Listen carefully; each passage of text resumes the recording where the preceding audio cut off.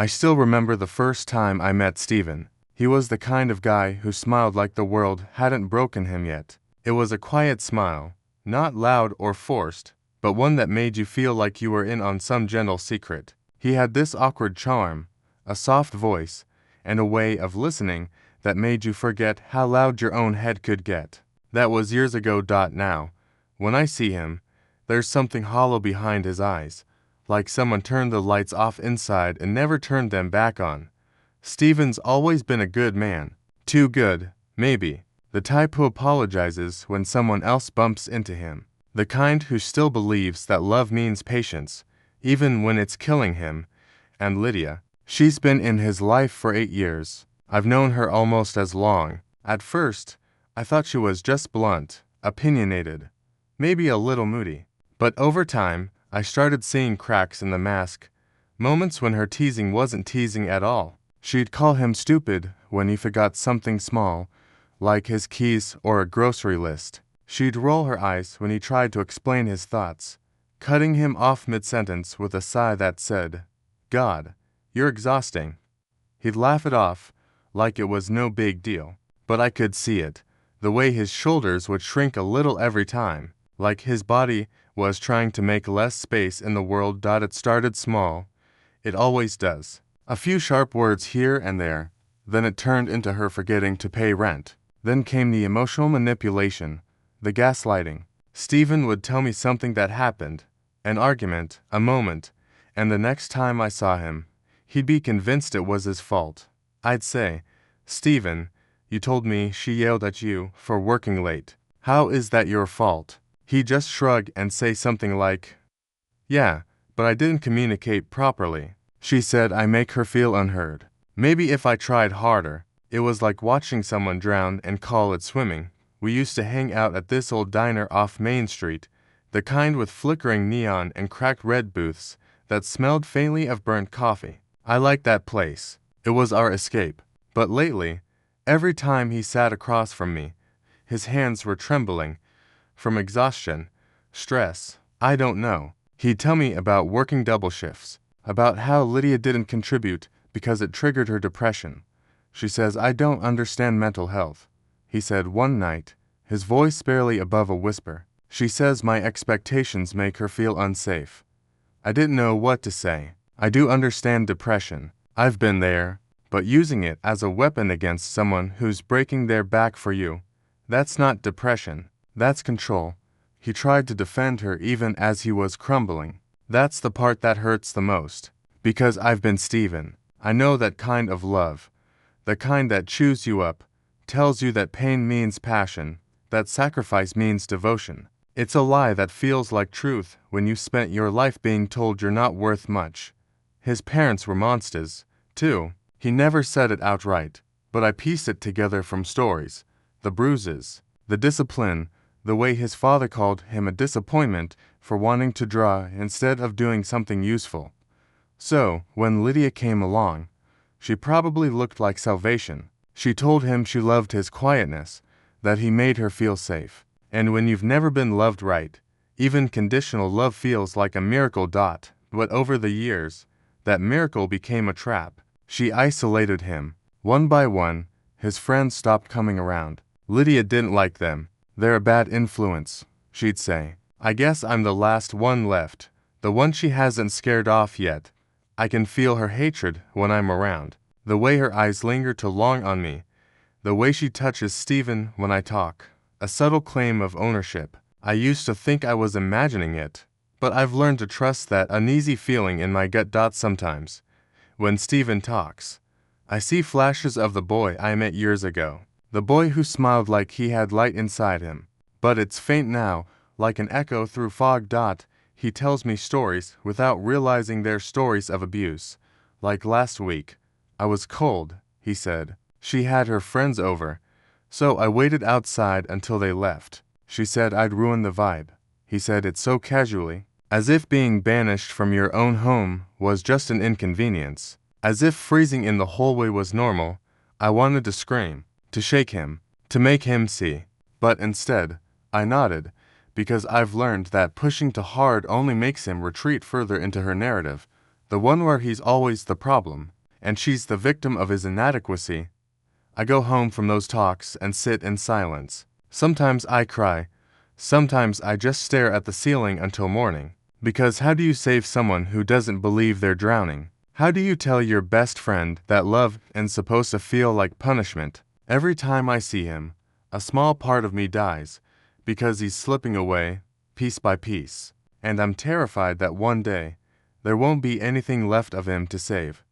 I don't know when exactly I started dreading Steven's messages. Maybe it was around the time every text began with, "Hey, can I vent for a bit?" It used to be easy, listening to him talk about Lydia's moods, the constant fights, the long nights where she'd swing between sobbing and screaming.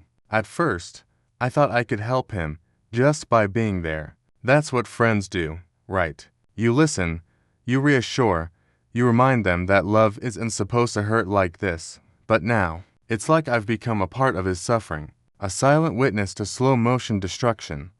Last week, he came over for dinner. I made pasta, something simple, something warm. He looked thinner than ever. His hoodie hung loose on his shoulders, and his eyes had that cloudy, sleepless look I've started to recognize too well. He ate in silence, barely tasting anything. I could tell because he didn't add his usual mountain of cheese. Finally, he said, "She thinks you hate her." I almost laughed. "What?" He nodded, eyes on the plate. "She says you're trying to break us up, that you twist things when I talk to you, that you don't get her like I do." I felt the air leave my chest. I wanted to shout, "Steven, I don't hate her. I hate what she's doing to you." But I just sat there, gripping the fork until my hand hurt. He looked up, and for a split second, I saw guilt in his eyes. "I told her she's wrong," he added softly, as if that would fix it. "I told her you're a good person." That was the part that broke me. The way he defended me, as if he needed permission to keep me in his life. After dinner, we sat on the couch. He scrolled through his phone, half present, half elsewhere. Lydia texted him 3 times in 10 minutes. Each time his screen lit up, I could see his whole body tense. "You okay?" I asked. "Yeah, she misses me," he muttered, not meeting my eyes. "Steven, you've been gone for 2 hours." He smiled weakly. "Yeah, I know. She worries." That word, worries, felt so twisted in his mouth. It didn't mean what he thought it meant. She didn't worry about him. She monitored him. She owned him. When he left, I walked him to his car. The night air was cold and smelled faintly of rain and gasoline. He hugged me, awkwardly, like he always does, a quick squeeze, as if affection is something he has to ration. "Thanks for dinner," he said. "You're always there for me. I appreciate it." I smiled, but inside, I wanted to collapse, because I know what's coming. I know that every thank you means another cycle, another round of pain he'll justify, another wound he'll explain away. When his taillights disappeared, I stood there on the curb, feeling useless, completely and utterly useless. That night, I barely slept. I lay in bed staring at the ceiling, the hum of the refrigerator the only sound in the apartment. I kept replaying his words. "She misses me." I wanted to scream. I wanted to drive to his apartment, drag him out of that place, and tell him he didn't owe her anything. That love doesn't mean sacrificing yourself until there's nothing left to give. But that's not how this works. You can't save someone from a story they're not ready to stop telling. Still, my body reacts like it's me being hurt. My heart races when his texts come in. My stomach knots every time I hear about another argument. My therapist says it's empathy burnout, that I've started carrying Steven's pain like it's my own. She's right. I can feel it physically, in my chest, in my hands, in my goddamn bones. A few days later, he called me at midnight. His voice was shaky. "She threw my wallet," he said. It hit the wall. I sat up in bed, adrenaline surging. "Steven, that's not okay." I know, but she said she didn't mean to. She just got upset because I didn't listen when she told me not to interrupt. "Steven," I said slowly, "she threw something at you." Silence. Then a small, broken laugh. "It didn't hit me though. It's fine. It's fine. That's what he always says. I wanted to reach through the phone and shake him, to scream until he saw what I saw. But I also knew that if I pushed too hard, he'd retreat. Lydia had made sure of that. She'd made me the enemy of her version of love. After the call, I sat in the dark, hands shaking. I felt this deep, helpless rage, not just at her, but at myself. Because I'm watching it happen. I'm watching my best friend vanish into a life that's draining the light out of him. And there's nothing I can do without risking losing him entirely. I think that's what people don't understand about watching someone in an abusive relationship. It's not just their suffering that destroys you. It's the quiet impotence of standing by while they defend their abuser with the same tenderness they once used to talk about hope. Lately, I catch myself fantasizing about him breaking free, moving into a small apartment, sleeping in peace, eating breakfast without flinching at a text message, smiling for real again. But for now, that's all it is, a fantasy, because as much as I love my friend, I've realized something painful. You can't rescue someone who confuses the cage for home. Here is what Stephen told me at one time. Lydia's voice used to fill the apartment with laughter. That morning, it filled it with something sharper, the kind of sound that makes you wish you could unzip your own skin and step out of it. She stood in the kitchen doorway, arms folded, eyes like two shards of ice. You just don't try anymore. Stephen, she said, you sit there pretending things will fix themselves. You're wasting time. My time. Her words hung in the air like static, crawling under my skin. I stared at the half-empty mug of coffee, the small swirl of milk still spinning inside, as if even that tiny whirlpool wanted to escape. I'm trying, I said quietly, trying. She laughed, that thin, cutting kind of laugh. You lost your job 3 months ago and haven't done anything since. You can't even fix the shelf you broke last week. What are you doing all day, Stephen? You're just here, just here. To words that broke me more than any insult could. It wasn't what she said, it was how she said it. Like I had somehow become invisible and irritating at the same time. Like I was a noise she couldn't switch off. I wanted to defend myself, to say I was looking for work, sending applications, trying to hold myself together. But every time I opened my mouth, she'd sigh, that long, disappointed sigh, and it felt easier to just stay silent. Days started blending together. Morning light through the blinds, the dull thud of my heartbeat, the faint smell of her perfume as she left for work. I'd sit there in the quiet, staring at the same spot on the wall until my mind went blank. It wasn't peace, it was paralysis. She'd come home in the evenings, heels clicking against the wooden floor, voice already sharp from the day. Did you even go outside today? No, of course not.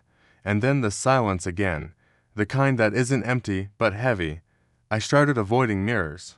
My reflection didn't look like me anymore. It looked like a man slowly fading, pixel by pixel. I didn't hate Lydia, not yet. I hated how right she sounded when she called me useless. I hated that I didn't have the strength to prove her wrong. I stopped eating much. Food didn't taste like anything. Even the smell of coffee, once my favorite part of the morning, began to turn my stomach. I could feel my serotonin drying up, like rain evaporating from cracked soil. At night, I'd lie awake and listen to her breathing beside me. She was already half asleep, turned away, her back a silent wall. I'd wonder if she could still love me, or if she was just waiting for the last bit of me to dissolve, so she could leave without guilt. And in the dark, my mind would whisper the same quiet sentence over and over. You're disappearing, Stephen, and no one's going to notice. The first time Stephen didn't reply to me for a week, I told myself it was fine. People get busy, relationships take time, but I knew, deep down, I knew, he had gone quiet before. Hours here, a day there, but a week. That silence felt like a funeral, the kind where there's no body, just absence. I checked my phone constantly. It's embarrassing to admit, but I even caught myself typing out messages I never sent. Hey, you okay? Just checking in. I miss talking to you. Each one felt like shouting into a well.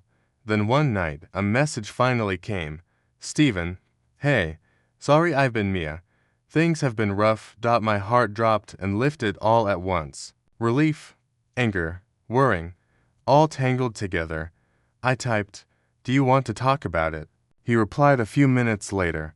She found some old messages between us. She didn't like what I said about her back then. I froze. I remembered those messages. The ones where he'd confess things like "I feel trapped sometimes," or "I don't know if this is love anymore." Things he never said out loud. What happened? I wrote back.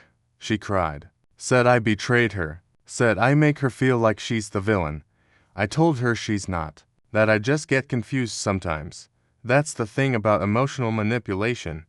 It teaches you to apologize for your pain. We didn't talk much after that. He'd send the occasional meme, a surface-level joke, as if pretending everything was fine could make it true. Meanwhile, my world got smaller. Sleep became this strange, restless half-existence. Food tasted dull. Even music, the thing that used to fill every corner of my apartment, became background noise. It wasn't just worrying. It was grief.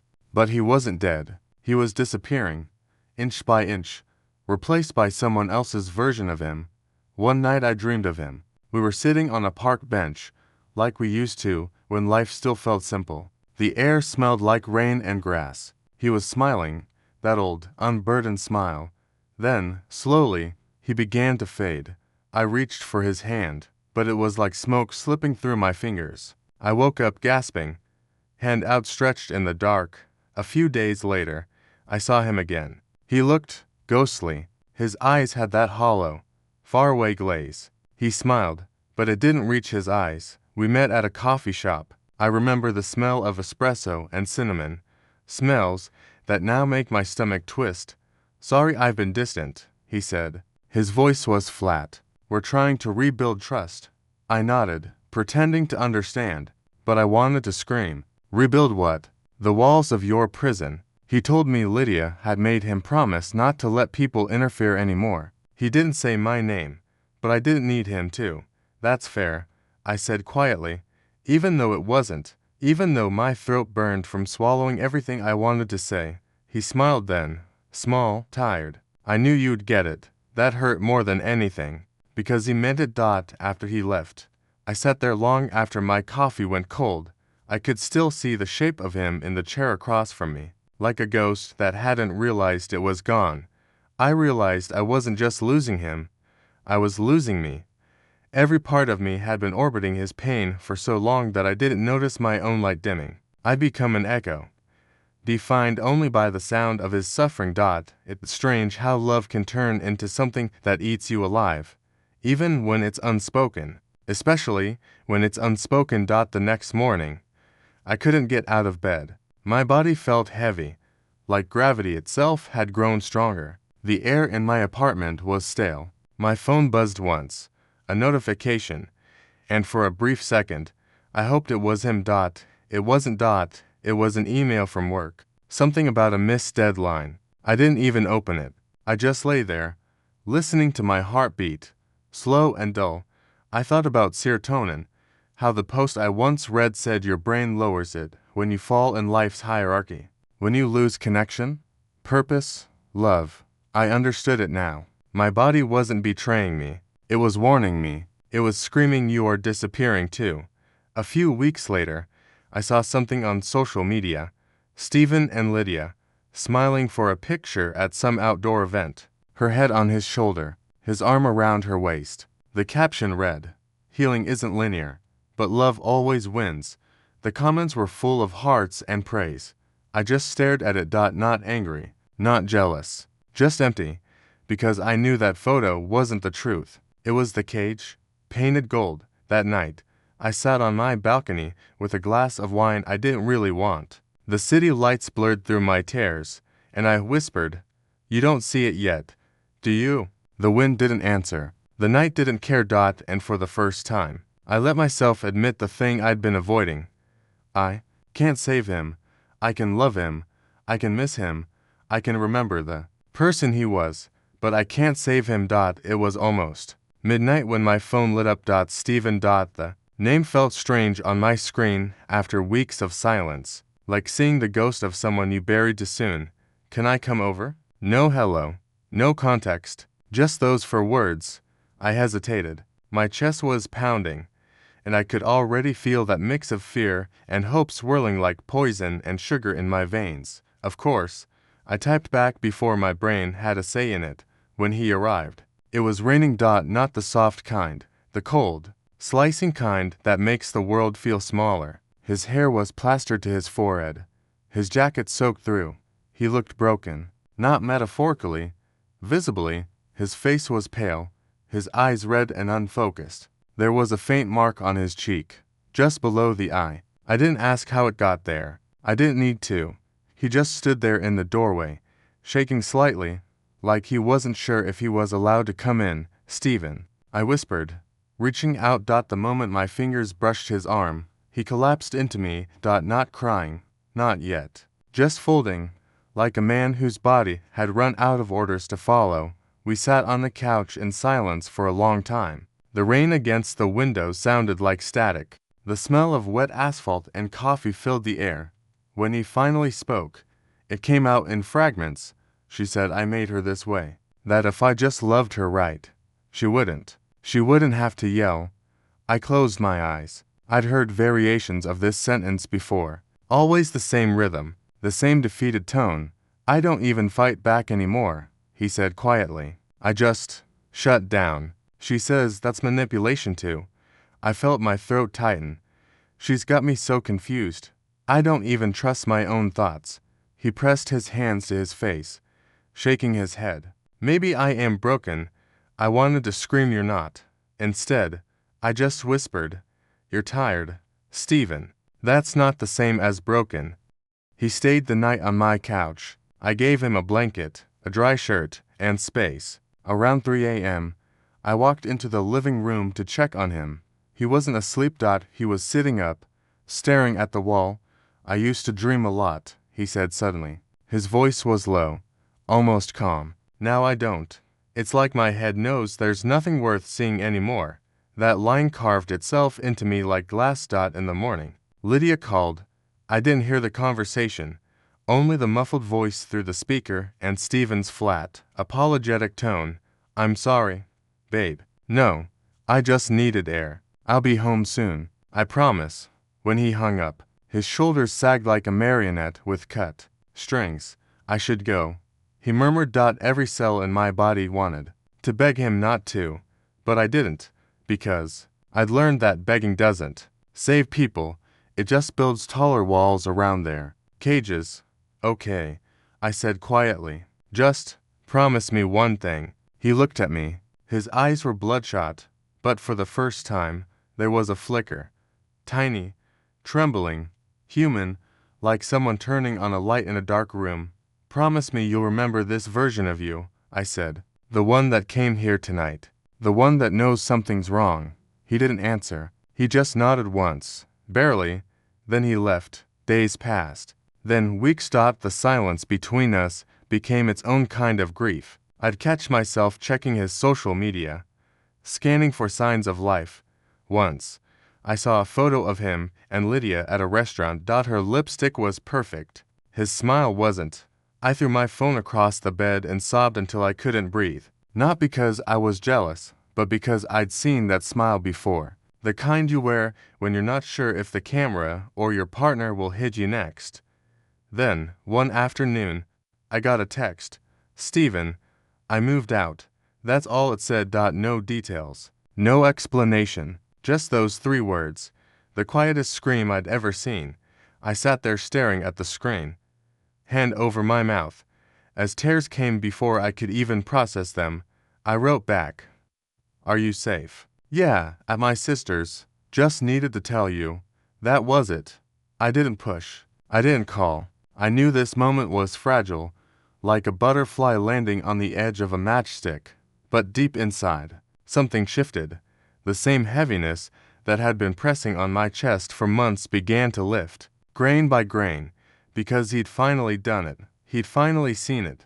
Later that night, I went for a walk. The air smelled like spring, like damp earth and renewal. The city was quiet except for the soft hum of traffic far away. I remember stopping under a street light and whispering to no one. You did it, Stephen, and maybe it was just the wind, but for a moment, I swore I heard a voice back. So did you. It's been 6 months since Stephen left Lydia.